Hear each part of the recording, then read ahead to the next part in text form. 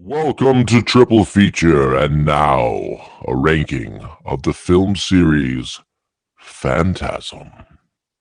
At number 5 of the Phantasm series, I don't think it's going to surprise anybody because this pretty much is everybody's bottom number 5, and that is Phantasm 5 Ravager. This movie a lot of times just feels like it's pretty much like it's like a fan-made film. That's what it almost feels like to me. The budget's obviously super low. Not that the budget's high on any of the Phantasm series, but number 5, when trying to look at it and say, like, is this a good movie? One, it's awkward a little bit to watch. It's shot so much different than the other ones because obviously it's so many years later. But you look at it and you go, it looks like it's shot obviously with like a pretty cheap digital camera. The actual characters are looking so much older that it pulls you out a bit. You're like, man, like, am I supposed to think this person's leaving this at this moment? They're like, they're 20 years older. So it doesn't quite work. The story is all over the place of trying to make sense of it. I can't say it's a good wrap up for the story. It was just kind of a letdown. If this is the finale of the whole thing, it was just kind of like, oh, okay, that's how we're ending this. That's fine. And plus, if we're going to have effects, if we're going to try to go through a city and show like an apocalyptic event where we're going through and showing people shooting, let's have a budget. And if we don't have the budget for it, let's just do something else. Because it looked horrifically bad. This movie, yeah, it kind of jumped around to different things. It did your normal Phantasm stuff, but it just overall just didn't work. And that's just kind of the reality of the thing. Number 4 for Phantasm Part 3, Lord of the Dead. Now, this is kind of interchangeable. It was pretty close to me with the one and what's in number 3, but Phantasm 3 is really kind of just almost feels just kind of like a retread of Part 2. Like they didn't know what to do, and so they retread Part 2, and then they just kind of they did their thing. But they made this one goofier, and I don't understand. First, you have the Home Alone kid who's killing people with crazy things at the beginning, making it really goofy. And then you've also got like this black military woman who also uses nunchucks. And I don't know. I'm not saying the series never really taken itself fully serious. That's for sure. But these parts really pulled me out of the thing. Cause then I'm like, well, this just seems like a worse version of number 2. That's all it really seems like. So, yeah, at the end of that, it was fine. There were some few things in it, but there weren't really more very, very interesting reveals. It was, yeah, it just kind of it's pretty forgettable. Number 3 is Phantasm Part 4. Now, I can see how this one would be lower on the list for a lot of people. Not near as much action in this one. It's a lot of thinking. You can tell the budget went down. But I thought this one really started getting into some interesting mythology. It really started delving deep into that of the tall man and this sort of thing, what was going on. It brought some interesting revelations that didn't really bring interesting answers ultimately, but it definitely brought some interesting thoughts about Mike and what he was doing. And so it kind of seemed like it was enough of a difference that it didn't feel quite like the retread that number 3 felt like. So it was overall it was more interesting to me overall, though I thought it from the first half I was like, okay, this is the worst one yet. Then it got definitely more interesting, though. I get tired when you watch it, you're like, I get it, Reggie, I get it. There's always a girl and you're always trying to sleep with them and you've got cool hair, like I understand that. But yeah, number 2. Now this is the hard part.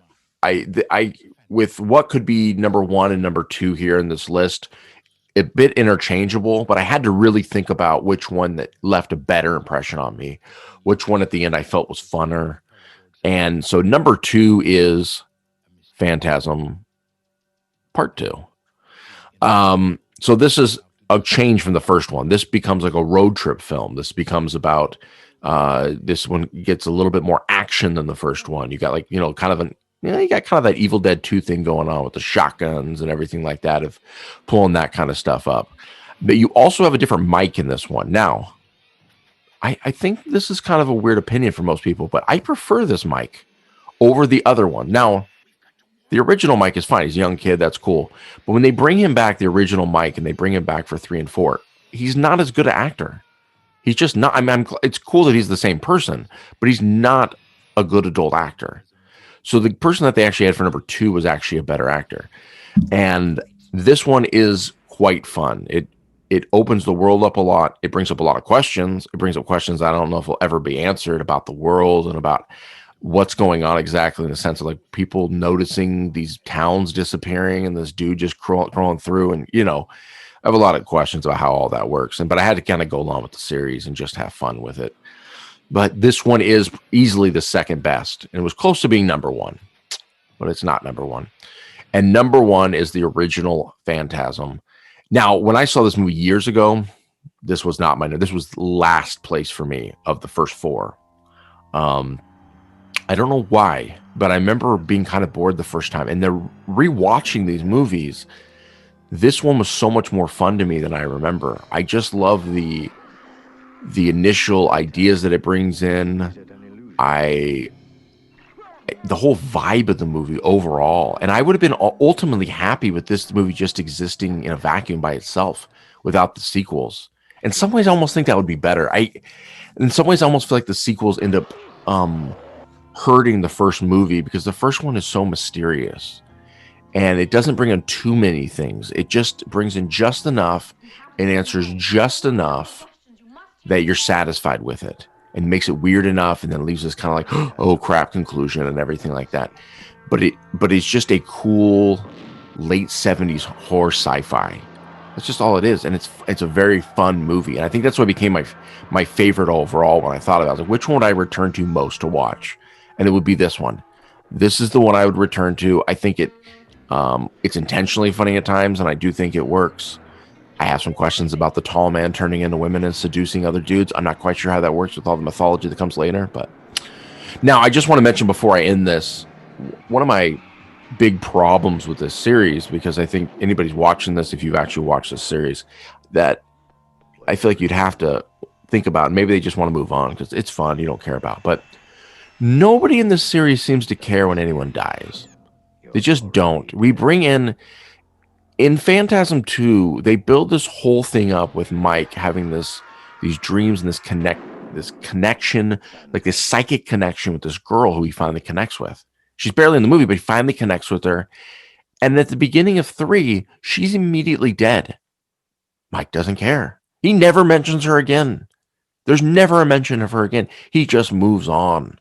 He's never like, I'm more mad than ever because I was in love with that girl, the connection. They bring in a young boy in number 3, who they kill at the end of 3 randomly. You see 3, he doesn't show up again. He had this connection with Reggie. So this whole thing, Reggie doesn't care. He just moves on.